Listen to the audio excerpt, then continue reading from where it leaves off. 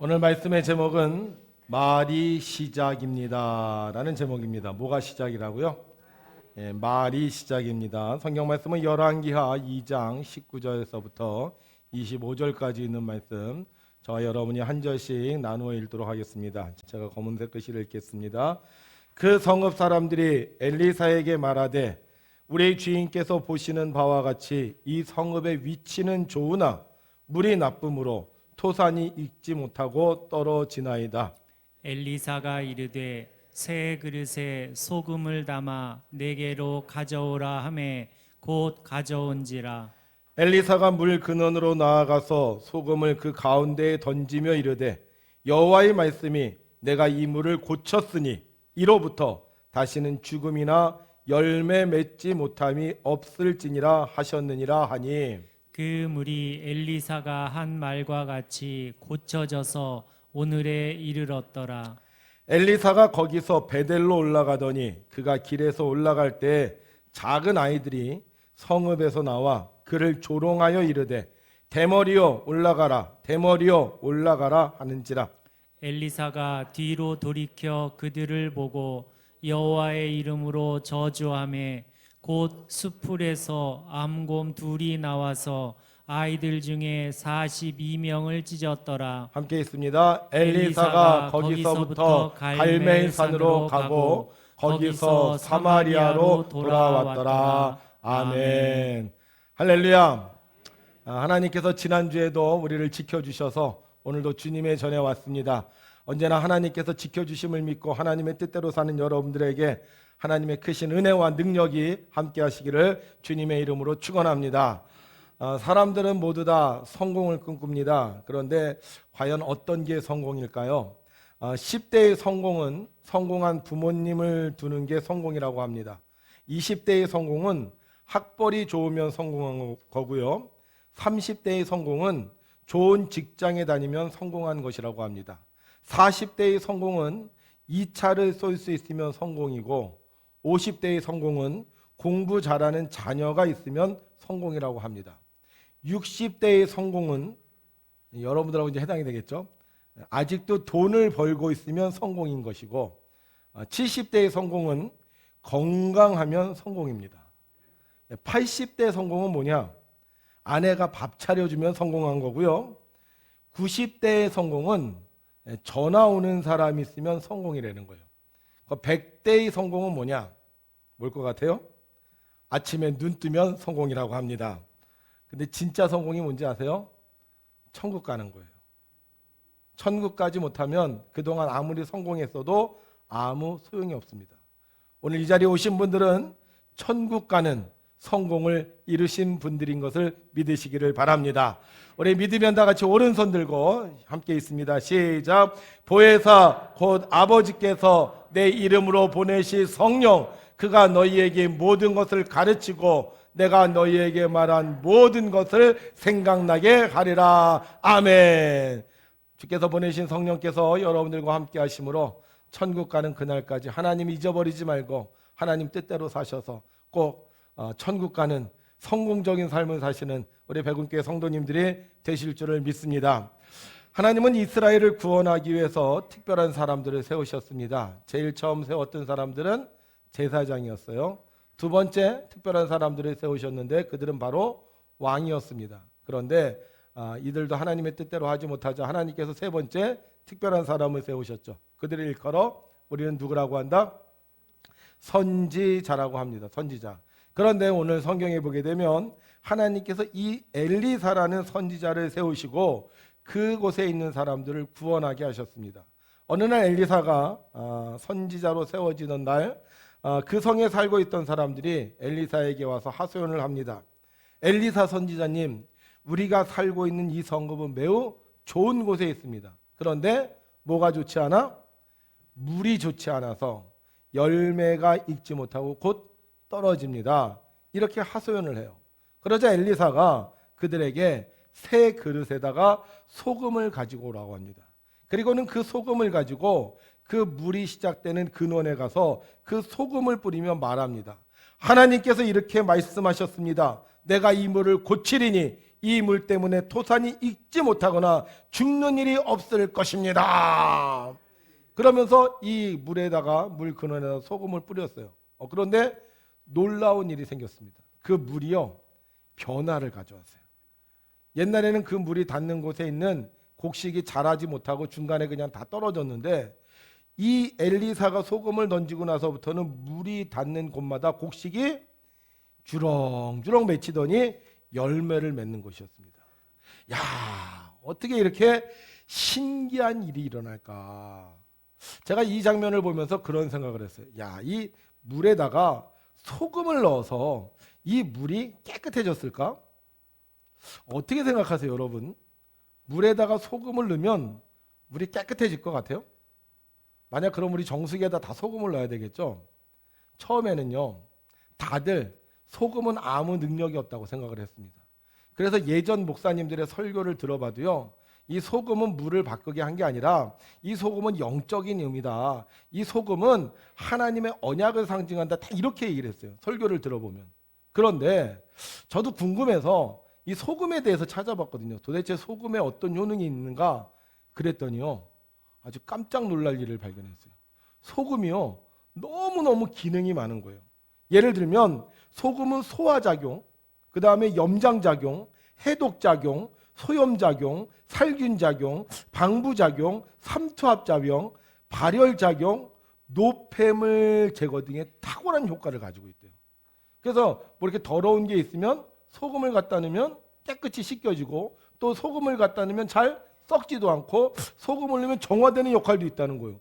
하여간 이 소금을 넣었더니 이 소금의 효능이 이 물을 정화시켰다는 걸 대충 우리가 짐작할 수 있다는 거죠.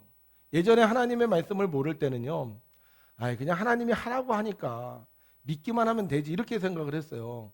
그런데 희한한 건 과학이 발달하면 발달할수록 이 성경에 있는 말씀들이요, 이게 그냥 무식하게 믿는 게 아니라는 거죠.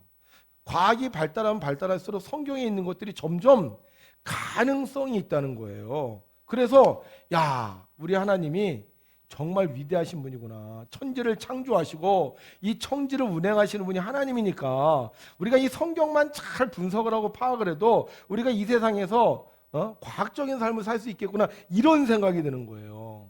자, 그런데 문제는 뭐냐? 우리가 아직도 이 성경을 잘 믿지 못하는 게 많다는 거예요. 왜 믿지 못하죠? 우리가 세상을 잘 모르기 때문이에요.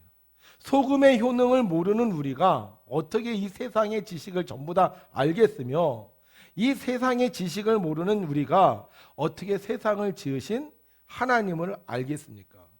그래서 우리는요, 믿음이 필요한 거예요. 우리가 다 안다면 하나님을 믿을 필요가 없어요.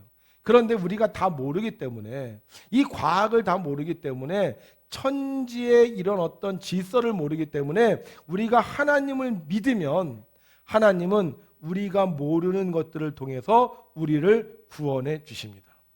그런데 하나님은 이 엘리사에게 물의 근원에 소금을 넣으라고 하시면서 한 가지 더 하게 하신 게 있어요. 뭐라 하게 하셨죠? 하나님의 말씀을 선포하게 하셨어요. 뭐라고 선포했느냐? 여호와의 말씀이 내가 이 물을 고쳤으니 이로부터 다시는 죽음이나 열매 맺지 못함이 없을지니라. 할렐루야. 자, 그러면 하나님께서는 왜 이런 말씀을 하게 하셨을까요? 이 소금의 효능으로만으로도 이 물을 정화시킬 수 있다면 왜 하나님은 굳이 이 하나님의 말씀을 엘리사에게 하게 하셨을까요? 여러분, 하나님이 명령하지 않으면 아무리 좋은 것을 넣어도 소용이 없기 때문입니다. 차가 있어요. 차가 가려면 어떻게 해야 되죠? 차에다 뭘 넣어야 돼요? 기름을 넣어야 됩니다.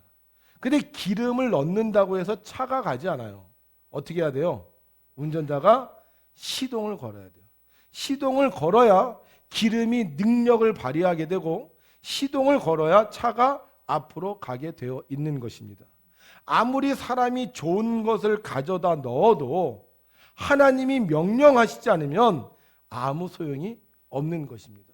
소금이 물을 깨끗하게 할 수 있습니다. 그러나 하나님이 명령하시지 않으면 이 소금이 물을 깨끗하게 하는 능력을 발휘할 수가 없는 것입니다. 그래서 엘리사는 소금을 뿌리면서 하나님의 말씀을 선포합니다. 우리 함께 읽죠. 시작. 여호와의 말씀이 내가 이 물을 고쳤으니 이로부터 다시는 죽음이나 열매 맺지 못함이 없을지니라. 아멘. 누가 이 물을 고쳐요? 하나님이 고친다는 거예요. 내가 이 물을 고쳤으니 하나님이 명령하시니까 나쁜 물도 좋은 물이 되고 나쁜 환경도 좋은 환경이 되고 나쁜 운명도 좋은 운명이 되는 것입니다. 자, 여기까지는 너무너무 은혜스럽고 좋습니다. 그런데 그 다음 장면은 우리가 조금 이해하기 힘든 장면이 나와요. 여기까지는 은혜스럽고 정말로 하나님께서 이 세상을 살리신 기쁨과 축복의 장면입니다. 근데 그 다음 장면은 솔직히 성경에 안 적었으면 좋았지 않았을까 하는 장면이 나와요. 어떤 이야기가 나오죠? 이 물을 고치는 엘리사가 그 성읍을 떠나 베델이라는 마을로 올라가고 있습니다. 그런데 이 베델로 올라가는 성에서 아이들이 내려와요. 굉장히 많은 아이들이 내려왔던 것 같아요. 그런데 이 아이들이 내려오면서요, 엘리사에게 손가락질하면서 조롱을 합니다. 뭐라고 조롱해요? 대머리요 올라가라, 대머리요 올라가, 이렇게 조롱을 해요. 엘리사가 이 말을 듣고요, 이 아이들을 저주합니다.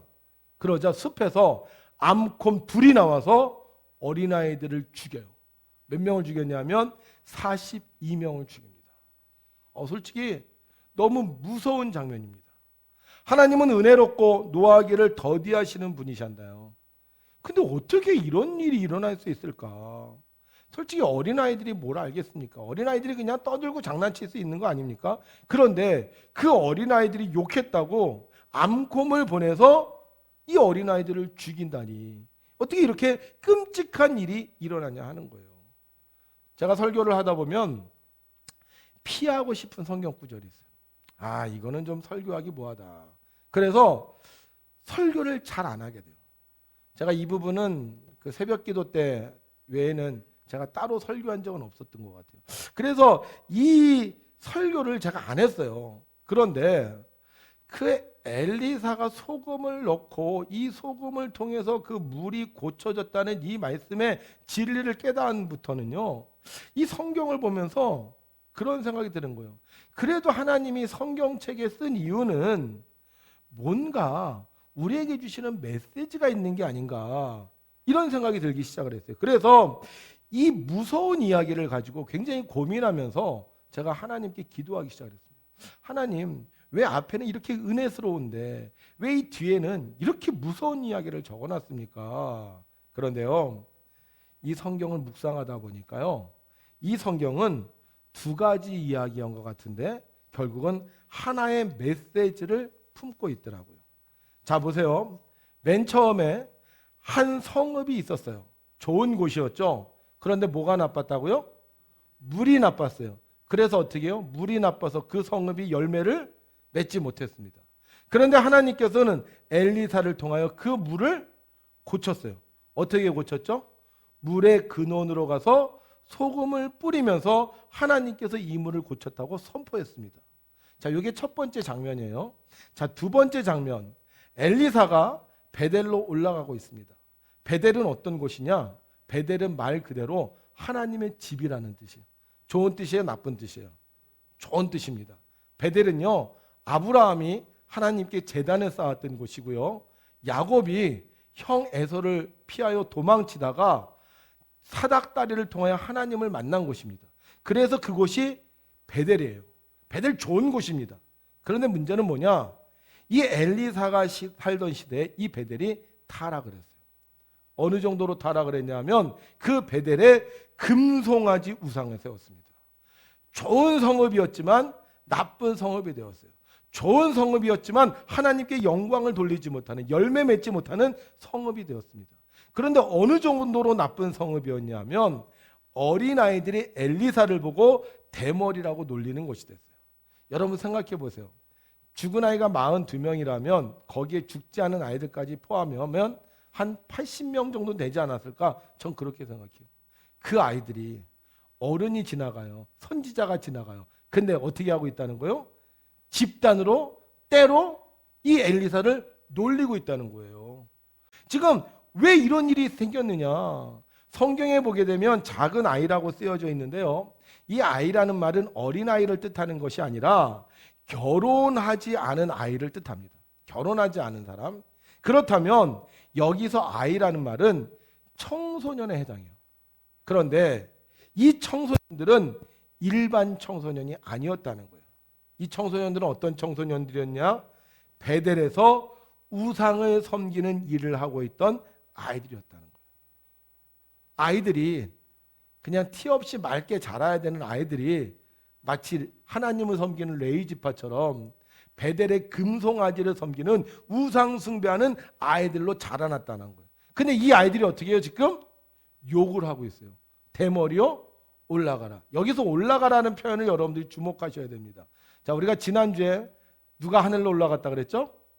엘리야가 올라가라 그랬잖아요. 그러면 이들은 엘리사에 대한 이야기를 알고 있는 사람이에요. 그러니까 엘리사에 올라가라는 얘기는 뭐냐 하면, 야, 엘리야가 사라졌는데 너도 엘리사처럼 사라져라, 없어져라, 이런 얘기예요. 이 얘기는 뭐냐 하면 이들이 단순히 그 외모를 보고 놀리는 것이 아니라 하나님의 종인 엘리사를 향하여 욕하고 조롱하고 더 나아가 하나님을 경멸하고 있었다는 것입니다.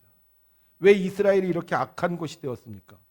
어린 아이들조차 하나님을 섬기기는커녕 우상을 숭배하면서 하나님을 저주했기 때문인 것입니다. 자, 그렇다면 이 이스라엘 백성을 고칠 수 있는 방법이 뭐겠어요? 물의 근원에 소금을 넣은 것처럼 이스라엘의 근원인 아이들이 고쳐지지 않으면 이스라엘을 구원할 수 없었다는 겁니다. 하나님은 이스라엘을 구원하고 싶어 하시는 분이에요.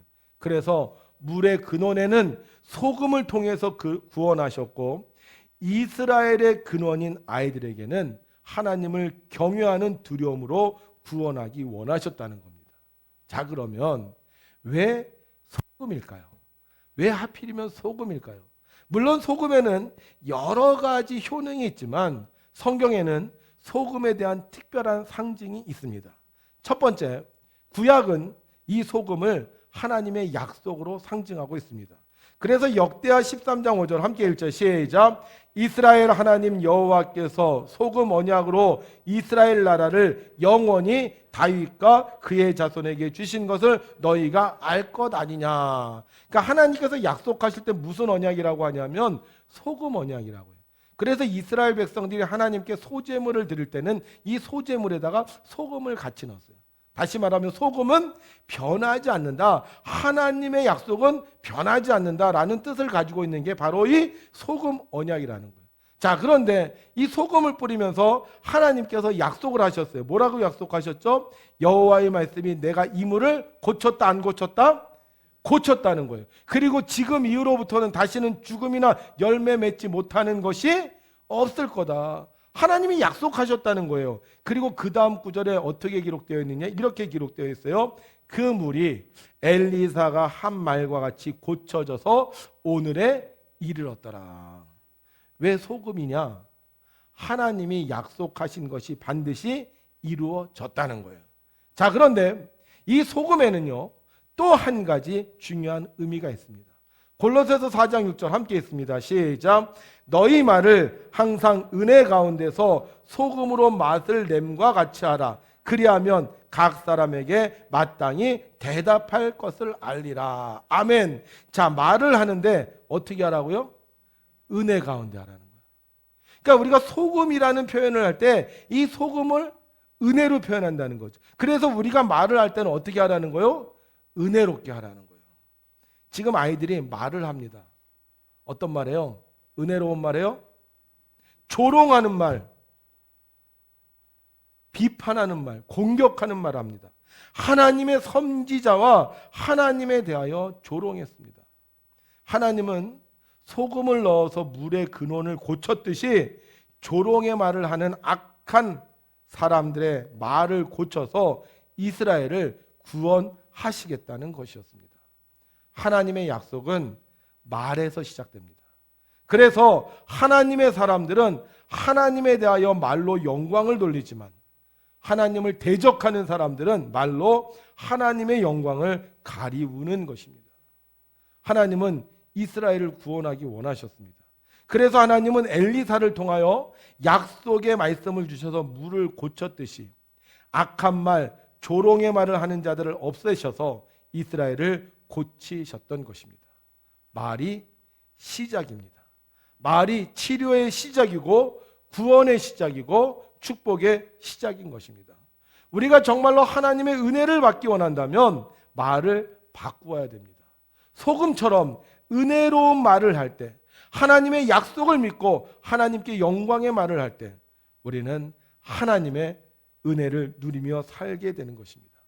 그러나 하나님의 약속을 조롱하고 하나님을 욕하면 하나님은 그 사람을 제하여 버리시고 새로운 사람들을 통하여 하나님의 나라를 이루어 가십니다. 우리가 하나님의 약속을 믿고 하나님께 영광의 말을 하면 아무리 어려운 삶을 살아도, 아무리 고난의 삶이 있어도 하나님은 우리를 구원하시고 다시는 죽음이나 열매 맺지 못하는 일이 없도록 우리를 새롭게 하여 주시는 분입니다. 하나님은 엘리사 선지자를 세우셨습니다. 그리고 그를 통하여 하나님의 약속을 선포하게 하셨고 그 말대로 되었습니다. 사랑하는 성도 여러분, 하나님을 믿으십니까? 그러면 말을 바꿔야 됩니다. 하나님을 원망하거나 조롱하는 말은 아예 입 밖에도 내지 말아야 됩니다. 우리가 하나님의 사람이라면 오직 하나님을 찬양하고 하나님께 영광을 돌릴 때 하나님 우리의 말을 들으시고 이 땅을 고쳐주시는 것입니다. 물리학 박사인 프로이드 베이커 교수는 학기 초가 되면 수강하는 학생들에게 늘 이렇게 말했습니다.